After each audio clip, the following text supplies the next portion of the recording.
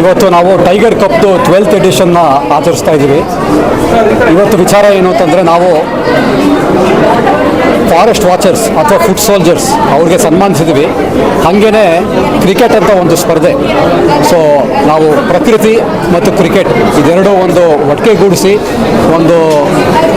ಇವತ್ತು ಒಂದು ಇವೆಂಟ್ನ ನಾವು ಆಚರಿಸ್ತಾ ಇದ್ದೀವಿ. ಇವತ್ತಿನ ಇವೆಂಟಲ್ಲಿ ನಾವು 4 ಫಾರೆಸ್ಟ್ ವಾಚರ್ಸ್, ಕರ್ನಾಟಕ, ತಮಿಳುನಾಡು ಮತ್ತು ಕೇರಳ, ಇಲ್ಲಿಂದ 4 ಫುಟ್ ಸೋಲ್ಜರ್ಸ್ ಅಥವಾ ಫಾರೆಸ್ಟ್ ವಾಚರ್ಸ್ಗೆ ನಾವು ಸನ್ಮಾನಿಸಿದ್ದೀವಿ.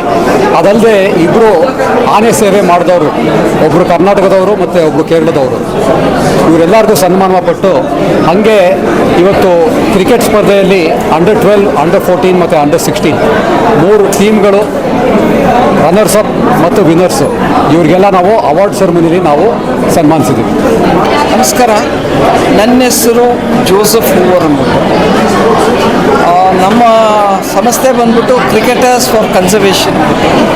ನಾವು ಈ ಕಾರ್ಯಕ್ರಮ ಮಾಡೋದೇ ನಮ್ಮ ಫಾರೆಸ್ಟ್ ಸ್ಟಾಫನ್ನ ನೋಡ್ಕೊಳ್ಳೋಕ್ಕೆ. ಯಾಕಂದರೆ ನಮ್ಮ ಫಾರೆಸ್ಟ್ ವಾಚರ್ಸ್ ಇದ್ದಾರಲ್ಲ, ಅವ್ರುಗಳೇ ನಮ್ಮ ಕಾಡು ಉಳಿಸ್ತಾ ಇರೋದು. ಅವರೇ ನಮ್ಮ ಕಾಡಿನ ಕಣ್ಣು, ಮೂಗು, ಕಿವಿ. ಅವರು ಕಾಡೊಳಗೆ 10 ಕಿಲೋಮೀಟ್ರು 12 ಕಿಲೋಮೀಟ್ರ್ ನಡೀತಾರೆ.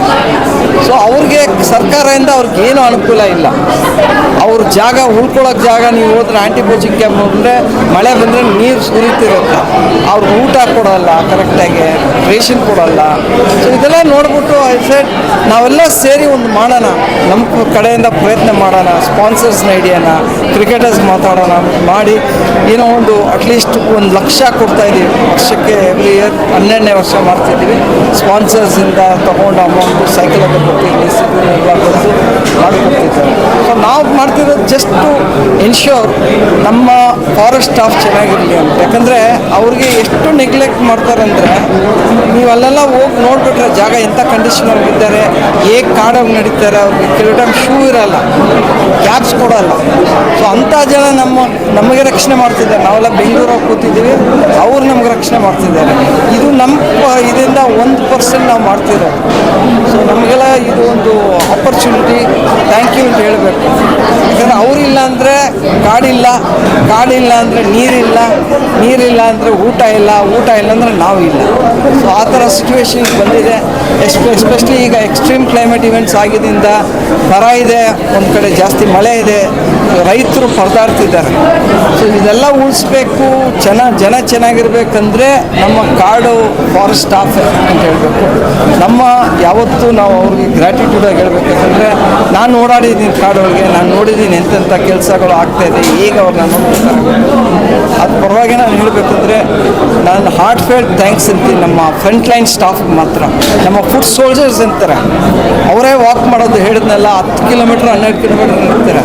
ಅವ್ರಿಗೆ ಏನು ಬೇಕಾದ್ರೆ ಅಪಾಯ ಆಗ್ಬೋದು, ಆನೆ ಬಂದು ತುಳಿಬೋದು, ಕರಡಿ ಹೊಡಿಬೋದು, ಅಥವಾ ಯಾವಾಗ ಟೈಗರ್ ಅಟ್ಯಾಕ್ ಮಾಡ್ಬೋದು, ಎಲ್ಲ ಬಿಟ್ಟು ಅವ್ರು ಓಡಾಡ್ತಾರೆ. ಅವ್ರಿಗೆ ಸಂಬಳ ಕೊಡೋದು ಇವರು ಸರಿಯಾಗಿ ಕೊಡೋಲ್ಲ. ಇವ್ರಿಗೆಲ್ಲ ಟೆಂಪ್ರರಿ ಸ್ಟಾಫ್ಗೆ 30 ದಿವಸ ಕೆಲಸ ಮಾಡಿದ್ರು ಬೇರೆ 26 ದಿವಸನೇ ಕೆಲಸ ಕೊಡ್ತಾರೆ ಅವ್ರಿಗೆ ಅಮೌಂಟ್. ಅವ್ರು ಅಕಸ್ಮಾತ್ ಅವ್ರಿಗೆ ಜ್ವರ ಇತ್ತು, ಹೋಗೋಕ್ಕಾಗಲಿಲ್ಲ ಅಂದರೆ ಅವತ್ತು ಅವ್ರಿಗೆ ದುಡ್ಡು ಕೊಡೋಲ್ಲ. ಅಕಸ್ಮಾತ್ ಅವ್ರ ಫ್ಯಾಮಿಲಿ ಅವ್ರಿಗೆ ಏನಾರು ಆಗಿತ್ತು, ಅವ್ರು ಹೋಗಿದ್ರೆ ಅದಕ್ಕೂ ಅವ್ರಿಗೆ ದುಡ್ಡು ಕೊಡೋಲ್ಲ. ಸೊ ಹೇಳಬೇಕಂದ್ರೆ ಇಷ್ಟೆಲ್ಲ ಕಷ್ಟಪಟ್ಟು ಕೆಲಸ ಮಾಡಿ ನಮ್ಮ ಕಾಡನ್ನ ಉಳಿಸಿ ನಮ್ಮನ್ನ ಉಳಿಸ್ತಾರಲ್ಲ, ನಮ್ಮ ಹೃದಯಪೂರ್ವಕವಾಗಿ ಅವ್ರಿಗೆ ಥ್ಯಾಂಕ್ ಯು ಹೇಳಿದ್ರು.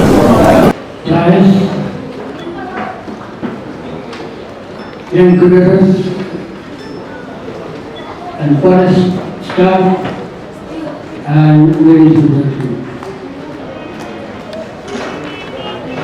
ಎಲ್ಲ ನನ್ನ ಬಗ್ಗೆ ಮಾತಾಡಿದರೆ ಅದೆಷ್ಟು ನಿಧಾನ, ಎಷ್ಟು ಸುಳ್ಳು ಅಂತ ನನಗೆ ಗೊತ್ತು. ಯಾಕೆಂದರೆ ನನ್ನ ನಾನೇ ಮಾಡಿದ್ದೆ. ಇವತ್ತು ನೋಡೋಣ ಅಂದರೆ ನಿವೇದನೆ ಇವತ್ತು ನೋಡೋಕ್ಕಾಗಲಿಲ್ಲ ಅದು. ಸೊ ಬಟ್ ಭಾಳ ಸಂತೋಷ ವಿಷಯ ಮಾತಾಡೋದಕ್ಕೆ. ಫಸ್ಟು ನನಗೆ ಜೋ ಒಂದು 2 ವೀಕ್ಸ್ ಹಿಂದೆ ಸಿಕ್ಕಿದ್ದು, ಹೇಳಿದ್ರು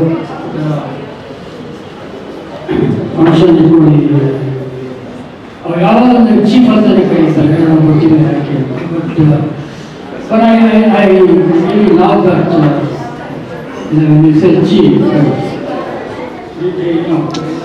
I really think